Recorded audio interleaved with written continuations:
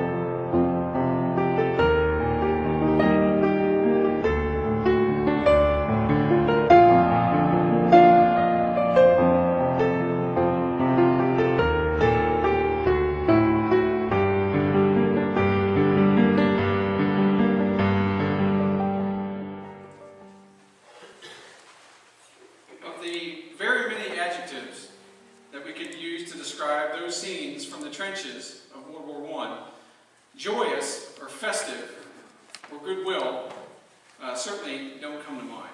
But that is precisely why the story behind tonight's presentation is such a good one. My name's Clay. Thank you so much for being here tonight.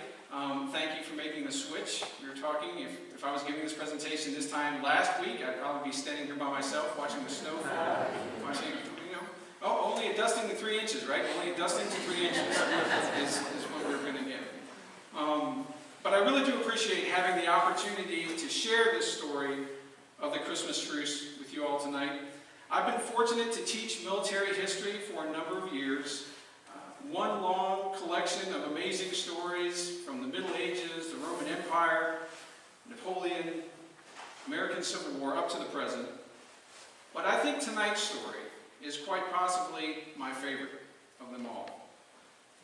My plan this evening is to present the story of what happened that memorable Christmas Eve and Christmas Day in 1914, offer some quick historical background on the war, and include some imagery in the way of pictures, some poetry, even a little video, and even some singing. That's not by me, so don't worry. And then I'll wrap it up.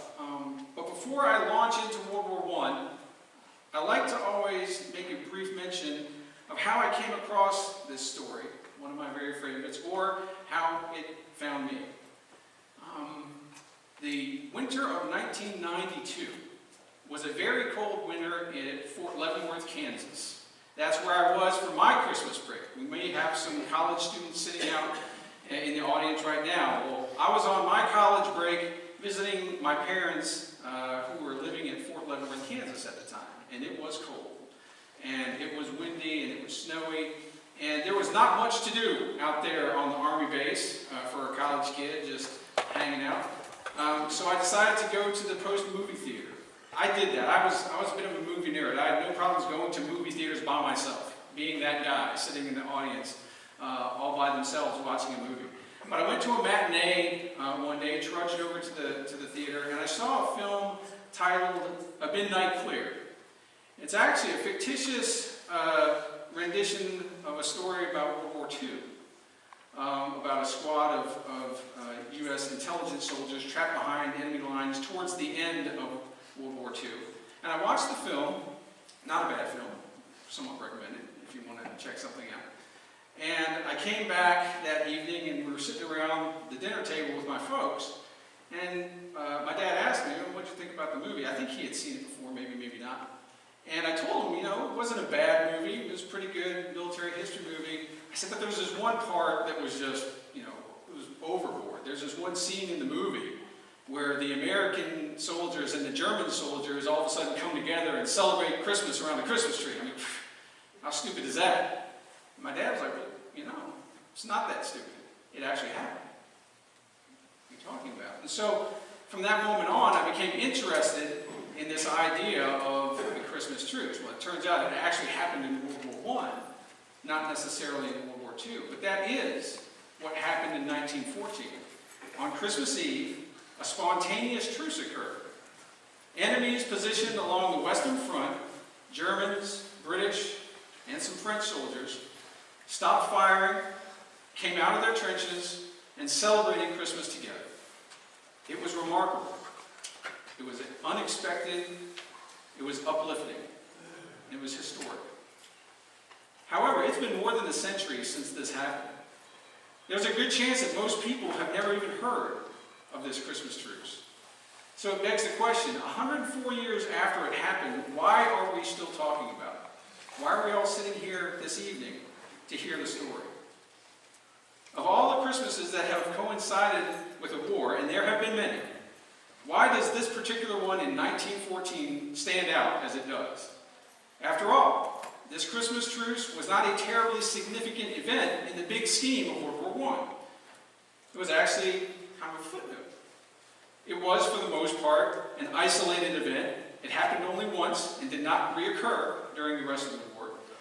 It didn't influence the outcome of the war. So why has the memory of it endured for so long, when so much that has happened in the course of World War I and the Great War has been somewhat forgotten?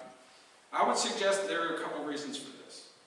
First is just the irony of it, the sheer irony. We are captivated by the ironic nature of this Christmas truce, the contrast of an event of pure humanity, of goodwill, surrounded by an inhumane, miserable war.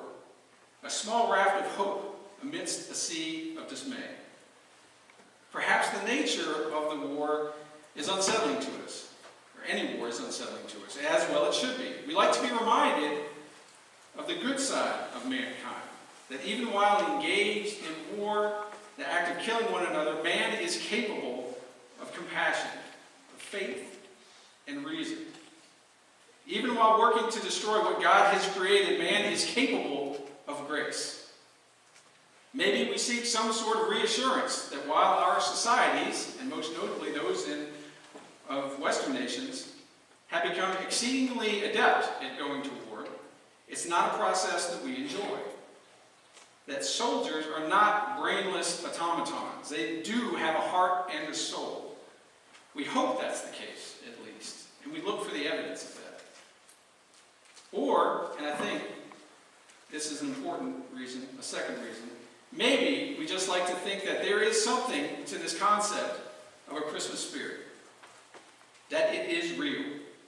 That it's more than just a pleasant, seasonal, holiday notion, more than just a glittery card, more than just only 8 shopping days left.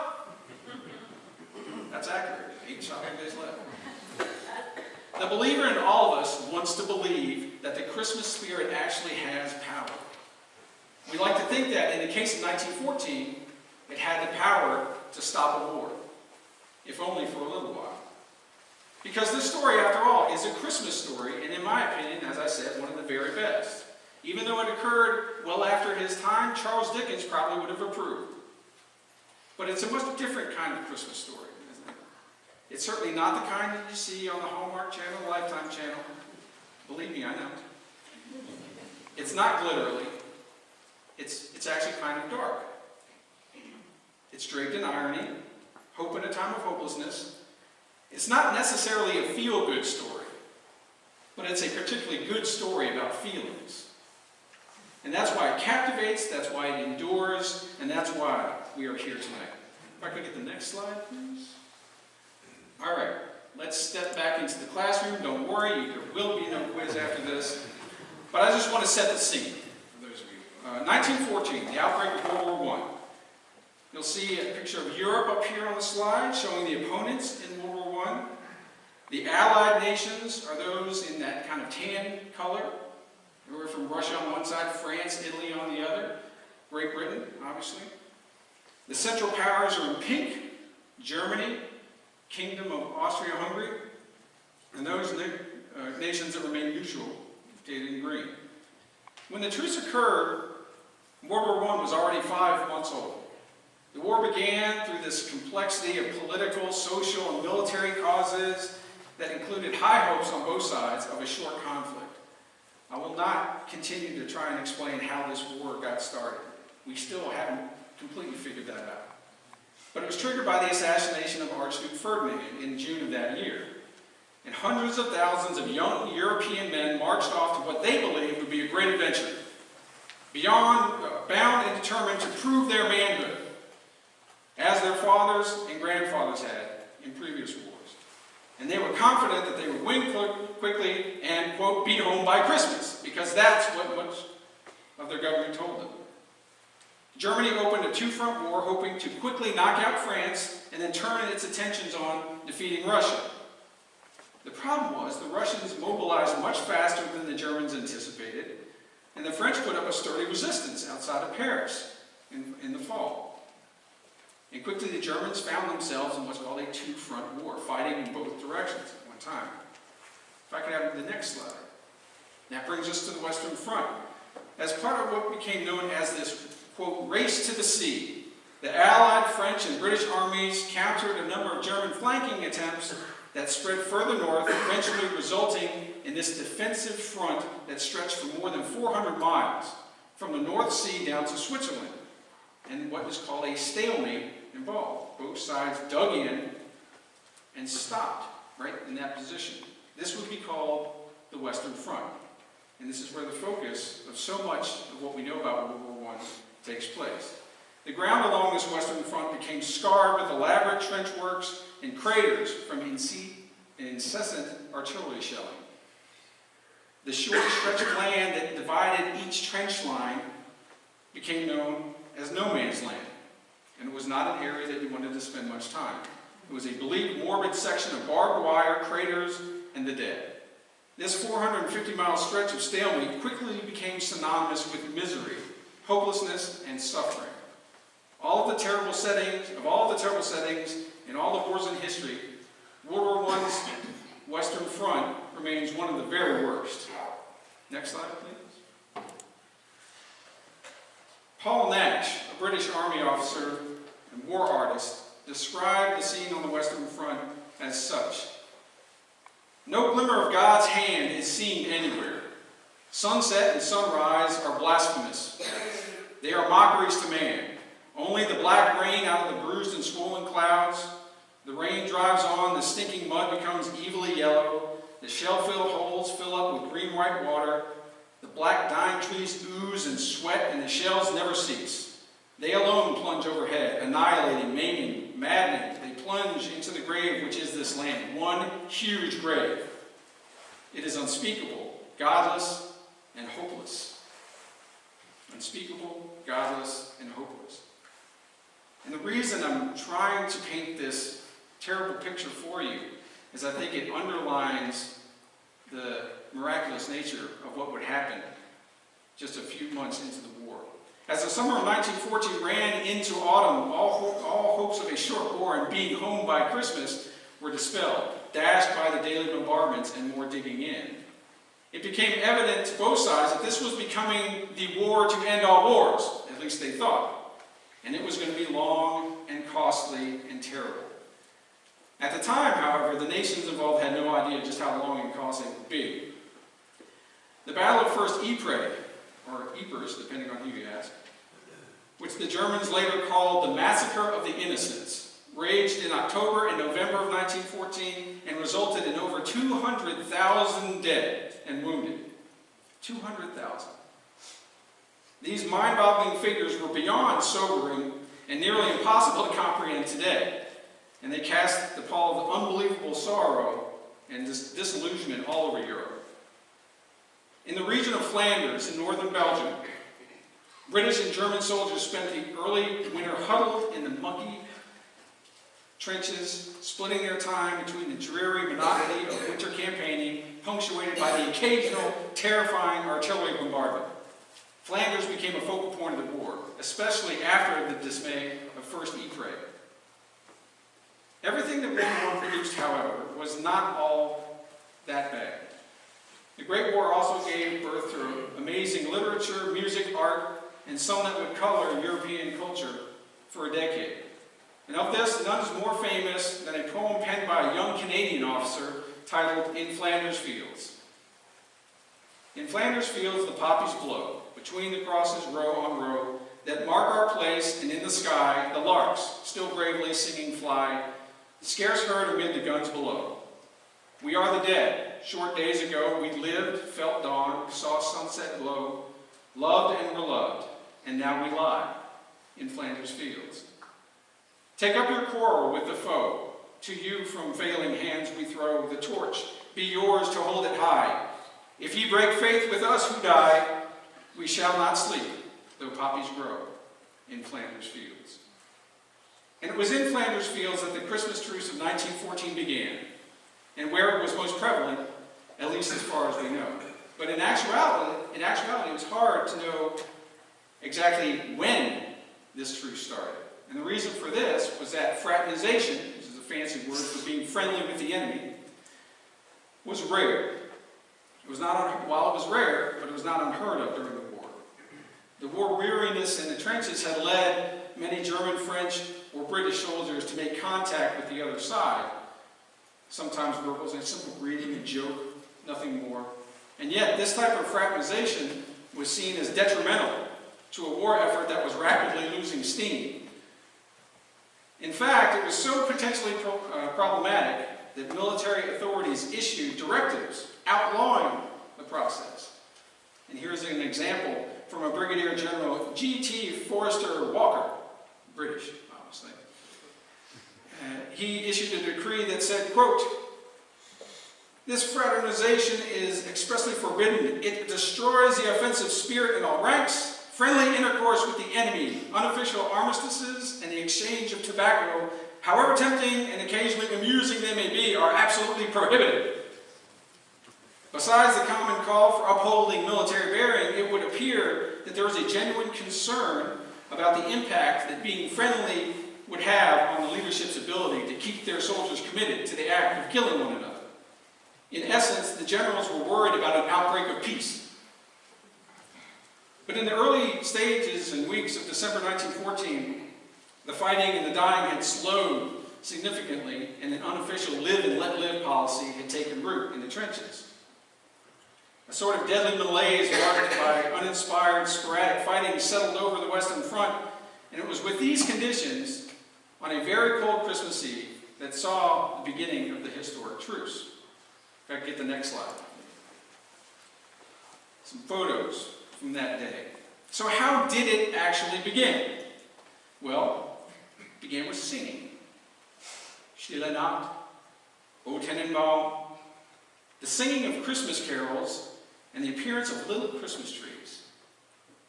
Most first-hand accounts from the French and British side describe how, as night fell over the trenches on Christmas Eve of 1914, the sounds of Christmas songs rose from the German trench line and cut through the cold darkness. This was followed by lights, little bright lights being placed on top of the parapets of the German trenches. Not quite sure what to make of it, the British stared in confused interest, some of them expecting some kind of trick. It wasn't unheard of for troops from either side to attempt to lure the enemy out into no man's land and then to open up on them. But it soon became clear that the lights on top of the parapets that night were something different. They were on trees. Little tiny Christmas trees that the Germans had decorated and lit with candles and were placing atop of the rim of the trench. After all, what's Christmas without a Christmas tree or a tenant-law? Therefore, if it's important to give credit to one side or the other for starting the truce, we can give it to the German side. For assuming they opening the door for it with their boisterous caroling, their tree lighting, and invitations to the British and French to have a night off from the shooting and artillery barrages. So at this time, I'm going to share some quotes with you of those that were actually there. Because I think with any event from history, it's best to tell the story using the words of those that actually experienced it. And I'd like to make liberal use of those if I could. We'll start with the recollection of Rifleman Percy Jones of the Queen's Westminster Rifles, which is a British outfit, who reported in his diary what he experienced that cold night. We commenced polishing up ammunition and rifles and getting all ready for speedy action. In fact, we were about to loose off a few rounds at the biggest light when words were heard. Englishmen, don't shoot. You don't shoot, we don't shoot. Then followed a remark about Christmas. This was all very well, but we had heard so many yarns about German treachery that we had kept a very sharp lookout. How it happened, I don't know. But shortly after this, our boys had lights out, and the enemy troops were busy singing each other's songs, punctuated with terrific salvos of applause. The scene from my sentry post was hardly creditable. Straight ahead, there were large lights with figures perfectly visible around them. The German trenches were illuminated with hundreds of lights. At the conclusion, the Germans burst into loud cheers and obliged with some German tune. They also sang one of their national airs to the tune of God Save the King.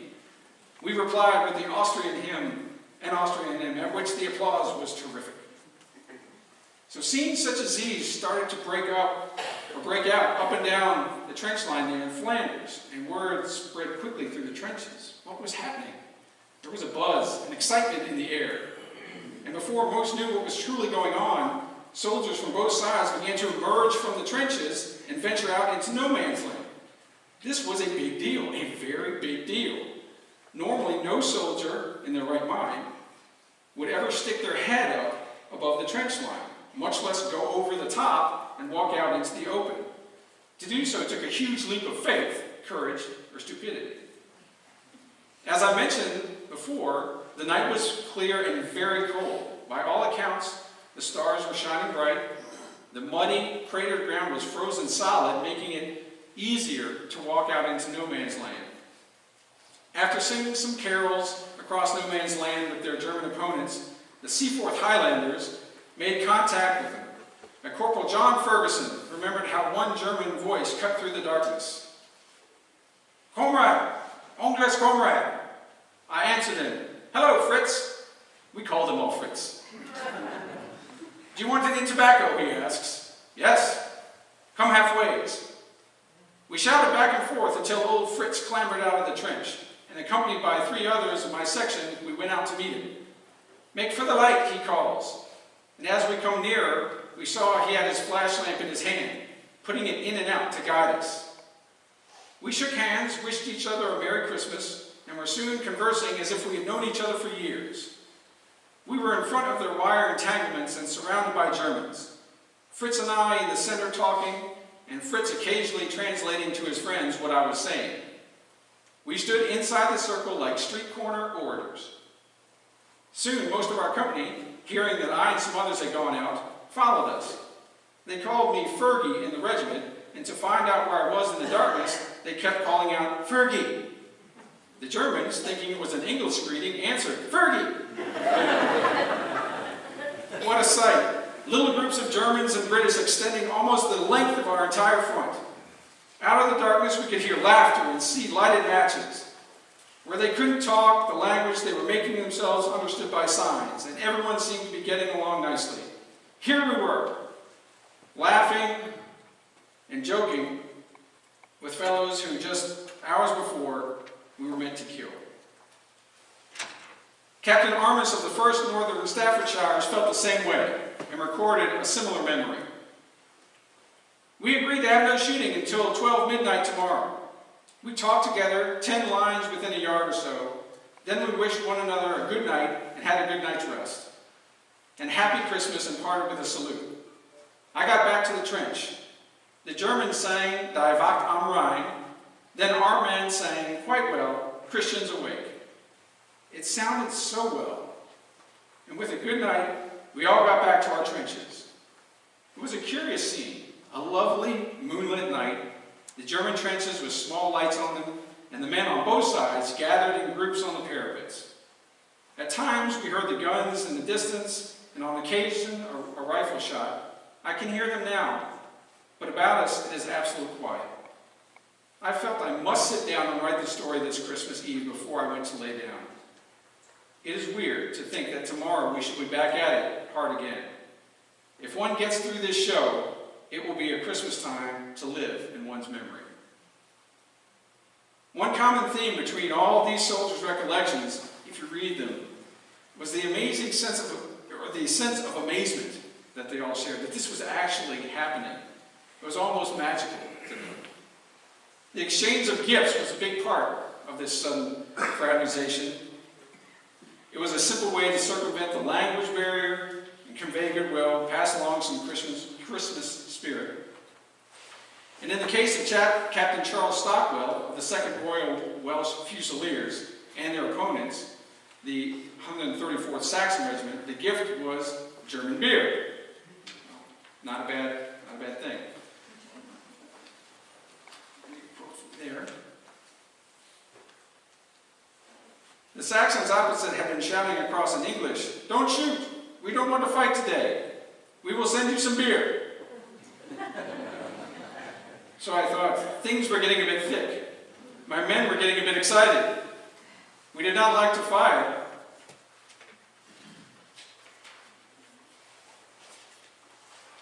We did not like to fire as they were all unarmed. But we had strict orders, and someone might have fired, so I climbed over the parapet and shouted, in my best German, for the opposing captain to appear, and we met and formally saluted. He introduced himself as Count something or other, and seemed a very decent fellow. He could not talk a word of English. He then called out to his subalterns and formally introduced them with much clicking of heels and saluting. They were all very well turned out. One of them could talk a few words of English. I said, my orders are to keep my men in the trenches and allow no armistice. Don't you think it is dangerous, all your men running about in the open like this? Someone may open fire. He called out an order, and all of his men went back to their parapet, leaving me and 5 German officers and a barrel of beer in the middle of no man's land. He said, you had better take the beer. We have lots. So I called up 2 of my men to bring the barrel to our side. I did not like to take their beer without giving them something in exchange. And I suddenly had a brainwave. We had lots of plum puddings. So I sent for one and formally called out, waiter! And a German private appeared out with 6 glasses and 2 bottles of beer. And with much bowing and saluting, we solemnly drank it, amid cheers from both sides. Then we all formally saluted and returned to our lines. Our men had sing-songs, and so did the enemy. One of the most enduring images of this truce is that of soldiers from both sides engaged in a friendly soccer match, or should I say football, in no man's land. And certainly based on the first-hand accounts, there were a number of impromptu matches that were played on Christmas Day. Soldier William Dawkins of the East Kent in trenches near Luz, France, recalled one particular scene. The Germans came out of their protective holes, fetched a football, and invited our boys out for a little game. Our boys joined them, and together they quickly had great fun. So they had to return to their posts. I cannot guarantee it, but it was told to me that our lieutenant colonel threatened our soldiers with machine guns.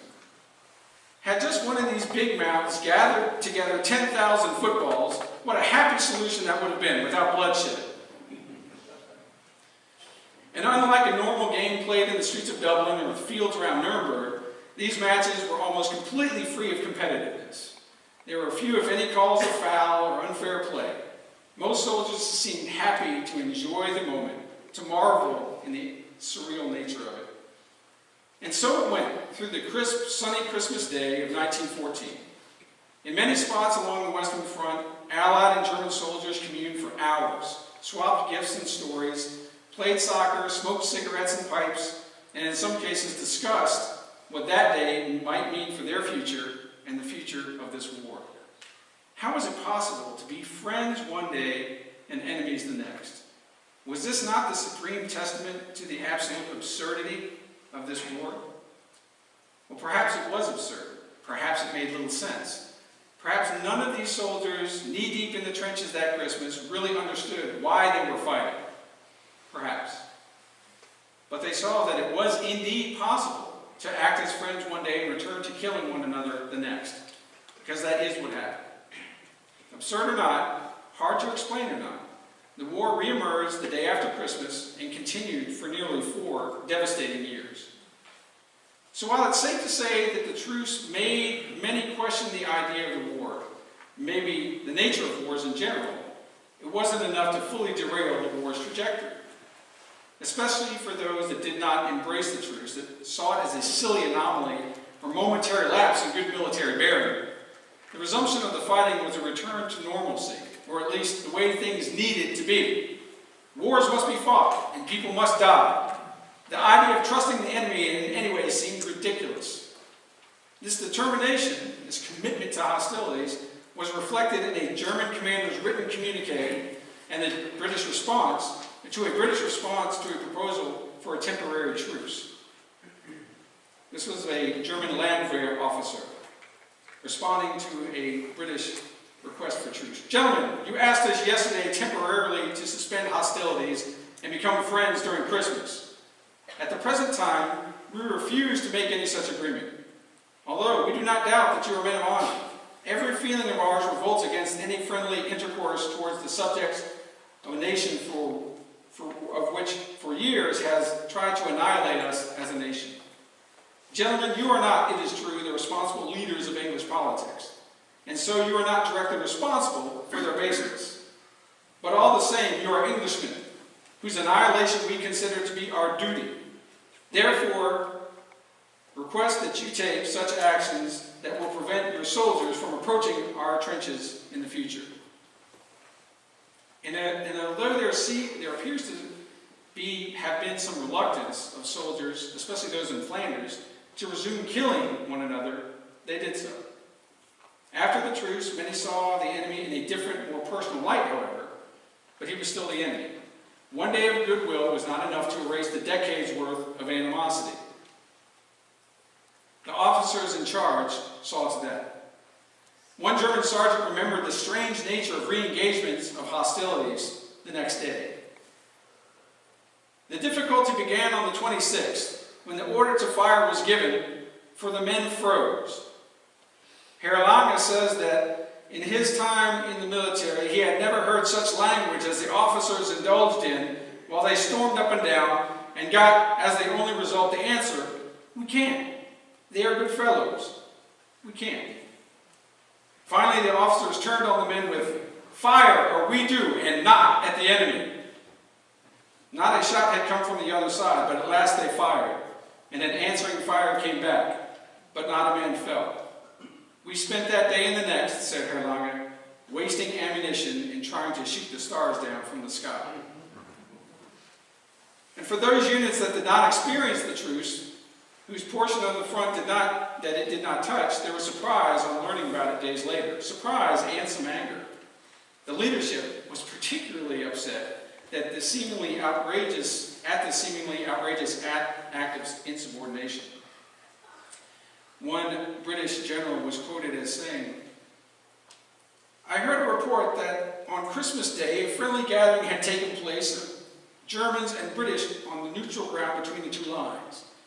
This is not only illustrative of the apathetic state which we are gradually sinking into, also illustrating any orders that I issue on the subject are useless, for I have issued the strictest orders that on no account is intercourse to be allowed between the opposing troops.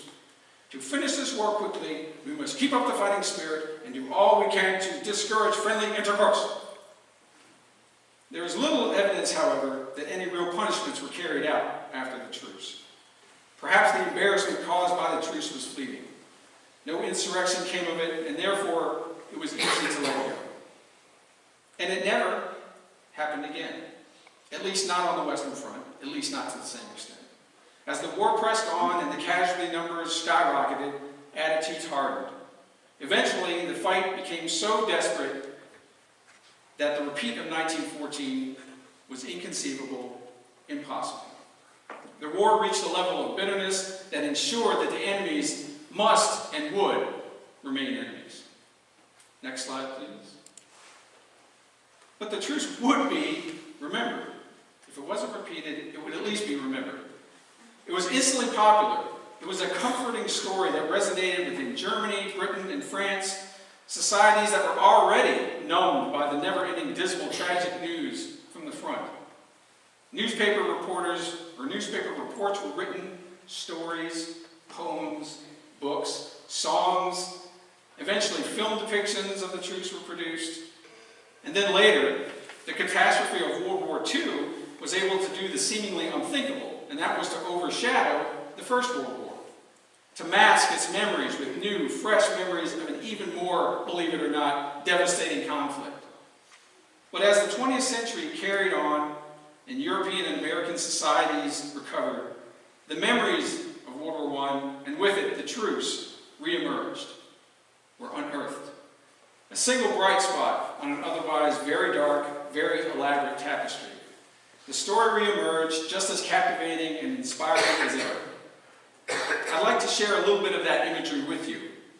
A film representation of that very bright spot. What you're going to see here is a short clip from a foreign film titled Joyeux Noël, French for Merry Christmas. The scene picks up in the trenches on Christmas Eve. A young British or German officer who in the film is actually an opera singer decides to get the truce going. Don't worry, you see a pretty young lady in one of these scenes. That's a little bit of artistic license on behalf of the... there weren't very many pretty young ladies hanging out in the trenches that day, but hey, sometimes you got to work a love story into a movie just to ruin it all together.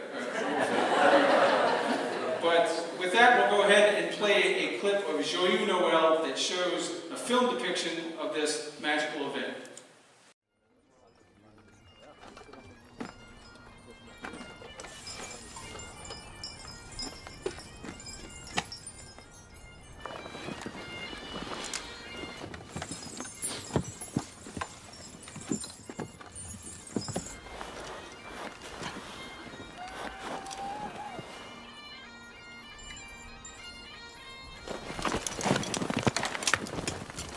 Mon lieutenant!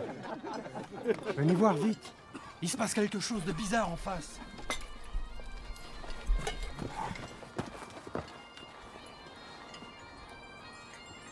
J'aime pas bien ça, mon lieutenant.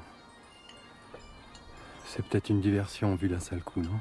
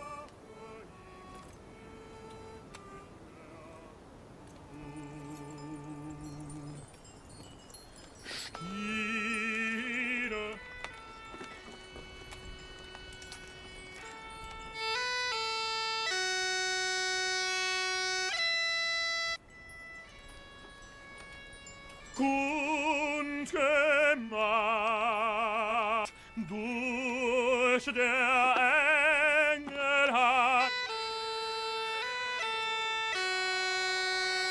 tönt es laut vom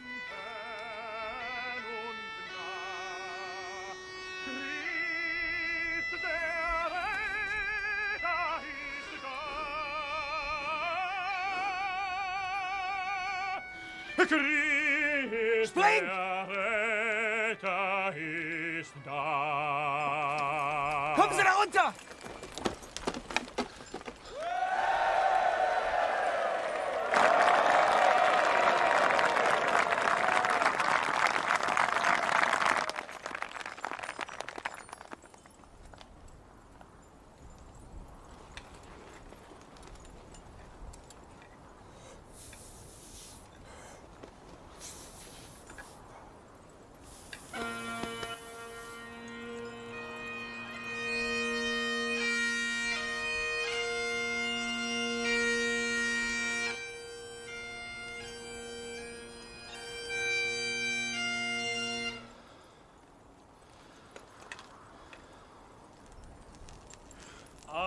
Adeste fideles, leti triumphantes, venite, venite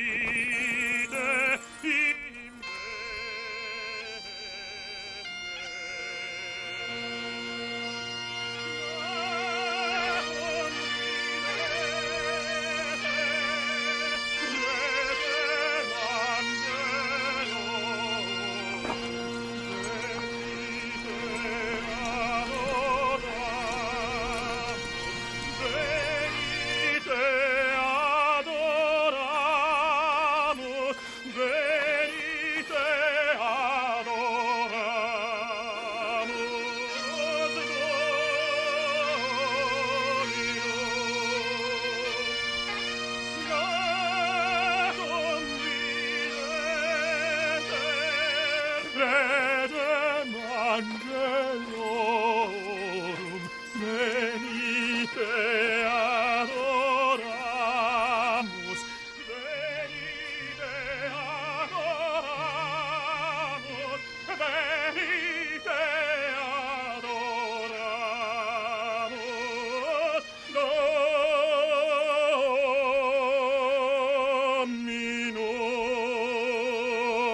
Dominum.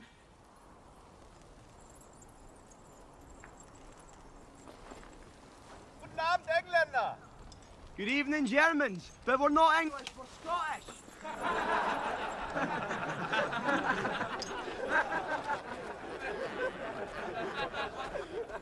So, das war ja ganz schön, aber jetzt gehen wir wieder zurück. Das ist hier nicht die Berliner Oper. Sie haben recht. Das hier ist besser als Berlin.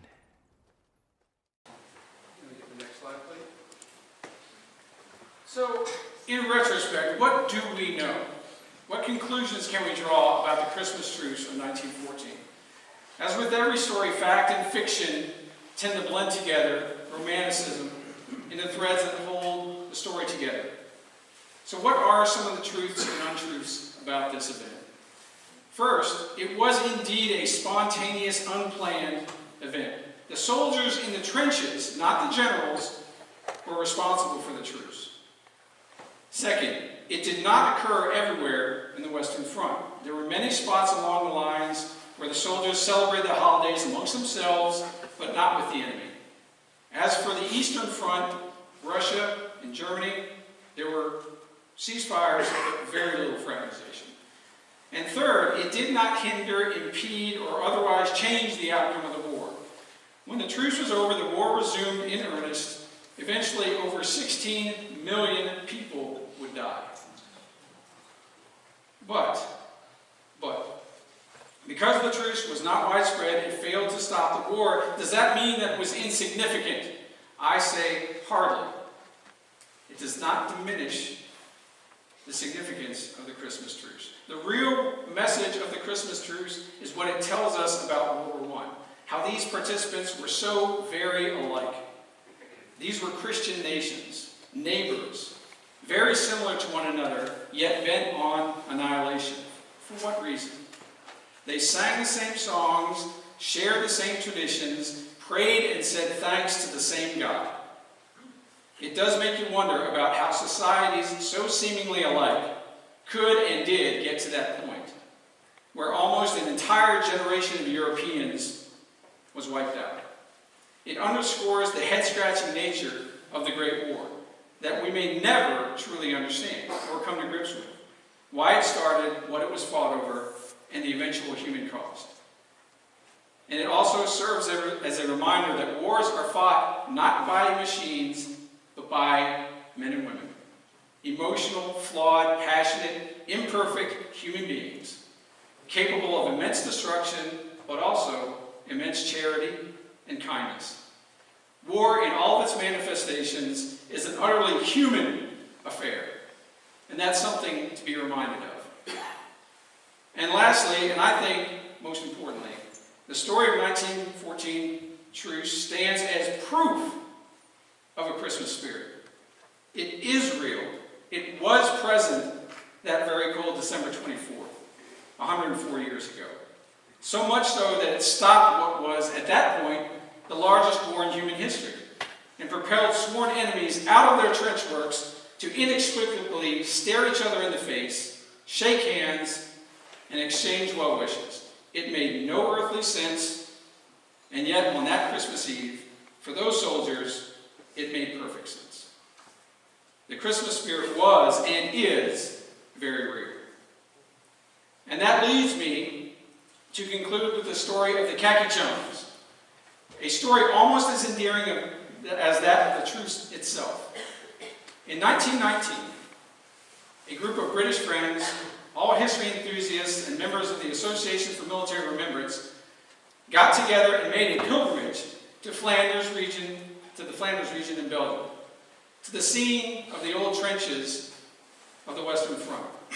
Once they were there, they dug their own trench line, donned the uniforms of 1914, authentic down to the very buttons, and they spent a very cold and very rainy Christmas Eve there in Belgium to commemorate the 85th anniversary of the truce. Shivering and soaked in mud, with water up to their knees, these khaki chones were somewhat rescued by the locals from the nearby village, who invited them into their homes and celebrated the holiday together with food and wine and, of course, singing. And after Christmas, the chones filled in their trench and left a makeshift wooden cross to mark the spot and to honor the sentiment that brought them there. Next slide, please. After they had departed, the folks from the nearby village came to the cross. They placed it in a cement base, covered it with a wood preserve so it would endure. And it remains to this day as the only existing memorial to the Christmas Truce of 1914 in mainland Europe. So to you all, I want to say thank you for listening to this story tonight.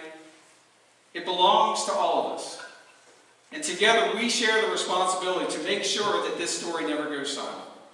For the sake of those soldiers that had the courage to share the spirit of Christmas with their enemies, we must keep their goodwill alive. I wish you all a very Merry Christmas for being here. And I will conclude the presentation tonight the same way that Stanley Weintraub closed his great book about the truce titled Silent Night, with a poem written by a little-known Scottish poet, Frederick Niven, soon after World War II ended. The poem is titled A Carol from Flanders, and the last few stanzas read as such. Their rifles all they set aside, one impulse to obey. 'Twas just the men on either side, just men and Christmas Day. They dug the graves for all their dead, and over them did pray. And Englishmen and Germans said, how strange a Christmas Day. Between the trenches then they met, shook hands, and then did play at games on which their hearts were set, on happy Christmas Day.